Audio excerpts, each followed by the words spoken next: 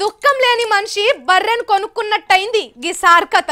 పుణ్యానికి పోతే పాపం ఎదురైతున్నది.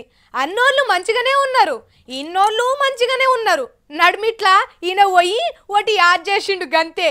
నువ్వెవన్వయ్యా, నువ్వు ఎవలనంటున్నా అని అదుల్ జ్వరం వచ్చేటట్టు బుగులు పుట్టిస్తున్నారు. పాపం గీ చిన్నజీవి చిత్తు బొత్తైతున్నాడు. గాలికి పోయే కంపను నెత్తికి తగిలించుకుంటున్నాడు మన హీరో శివాజీ సారు. పబ్లిక్ మనిషిని ప్రత్యేక హోదాను భుజాల మీద వేసుకొని ఉరకపోతే అగో బరువు ఎక్కువై బజార్ట పడే కథ అవుతున్నది. పార్టీలనే ఉంటానంటావు, పార్టీ లీడర్లనే తిడతావు, నీ సంగతి ఏందో చెప్పు అని రాజమండ్రిలో శివాజీ సార్ ఉన్న హోటల్ ముంగటల్లో లొల్లికి దిగినరు పూగుర్తోళ్ళు. బయటికి రావాలే, సమాధానం చెప్పాలే అని ఎంత లొల్లి పెట్టినా ఆఖరికి హోటళ్లకు జొరబడి అర్ర తలుపులు కొట్టినా సారు గొల్లెం తీస్తే హొట్టు. బయట మందిని చూసి పెయ్యిల డప్పులు కొట్టినట్టున్నాయి. గింతంత పోయి గంతంత అయ్యే వరకు పోలీసు వాళ్ళు వాళ్ళ పనాలు చేసిర్రు. ప్రైవేట్ ప్రోగ్రామ్ మీద స్కూల్ ఫంక్షన్ కి దాని గురించి మాత్రమే మాట్లాడారు.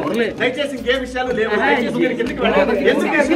శివాజీ సారు ఎంత షెట్టుకు అంత గాలి, బీజేపీలని ఈ గాలి ఎంత సారు గమ్మునుండక గప్పట్ల తెలంగాణ ఇస్తున్నారంటే లబ్బలబ్బ మొత్తుకొని గాయ గాయ చేస్తేవి. ఇప్పుడు ప్రత్యేక హోదా ముచ్చట ముంగటేసుకొని హట్టు టనబడితివి.